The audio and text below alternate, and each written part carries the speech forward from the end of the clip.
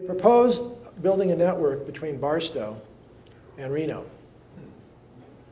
And we looked at it, we looked at the map of California, and there was a comment earlier about how there's the sparseness of if you look at the Governor's Task Force in 2005 or 2007, they mapped broadband availability in California, and there's a big white splotch that's on the eastern Sierra and up and down the Sierra. And so we realized as we analyzed it with our background in telecommunications that it wasn't so much the last mile. It wasn't about hooking up, the fiber to the home, hooking up the wireless towers or whatever. It was about the backbones. We went to the commission, the California Public Utilities Commission. We did some analysis of the state. We said, here's the problem. The problem is backbone, which is sometimes called middle mile. We said, this is what you need to do to build out the state of California. In one of the areas that we did that, we showed them this big long stretch on the eastern side. We did the analysis, we looked at what the implications would be. And frankly, there were commissioners that didn't believe that it was worthwhile, and he wanted us to show them where the demand was. What was really interesting about this project, by the way, once we got funded, and it's a $1.1 million project. We have another project north of Reno that we're working with Plymouth Sierra.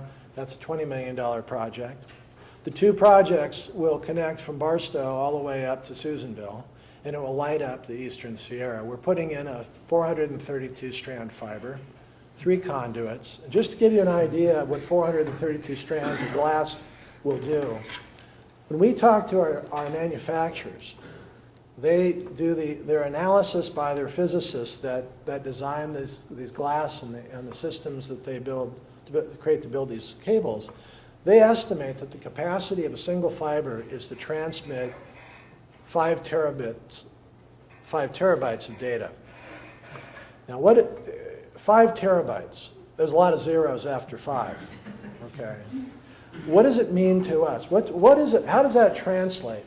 The way that translates is that single fiber has the physical capacity, the theoretical capacity to transmit every word that's been ever spoken, ever written, by every human being that has ever lived.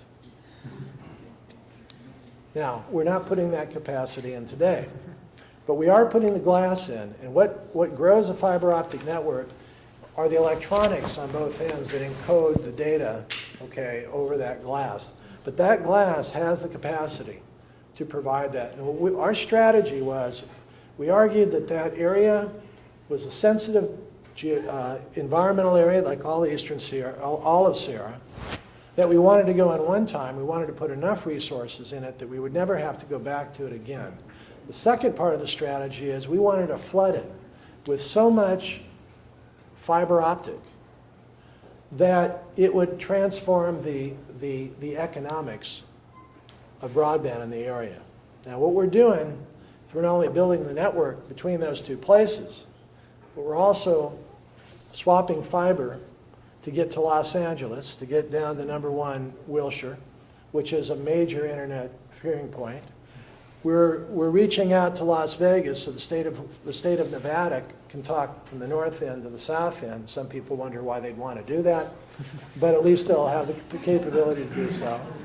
We're putting glass in for the military. We're putting glass in, and by itself, this network that we're putting in would have never been economical to build, because there is not enough demand in the eastern Sierra for the 35,000 residents to ever pay for this thing.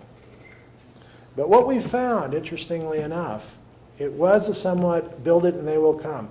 Don't ask people how much bandwidth they need today. You've got to look out 10 years. You've got to look out 10 years. You've got to see what these guys are thinking about. You've got to look out far enough to say, what are people going to be using? What's the demand? And that does help, although the financial people will never believe you. The major interstate system in the United States, the roadway system that went in the 60s, would have never been built by private enterprise. Because the investors, and I'm sitting next to some people that worry about these things, they don't think out 50 years. But if you don't think out 50 years, you can't do big things.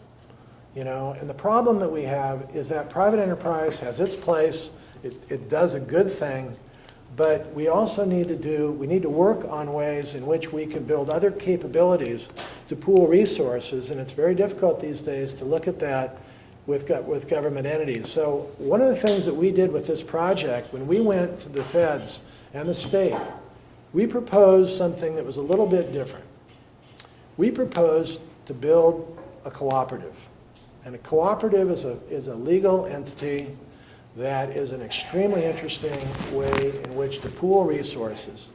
And then the owners of the cooperative are its members.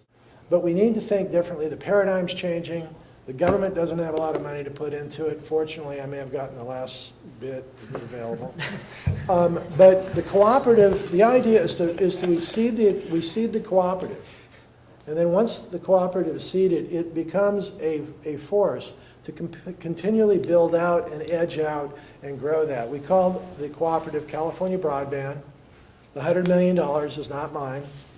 You know, we're building the project, but the $100 million and the network itself is going to be owned and operated by the California Broadband Cooperative.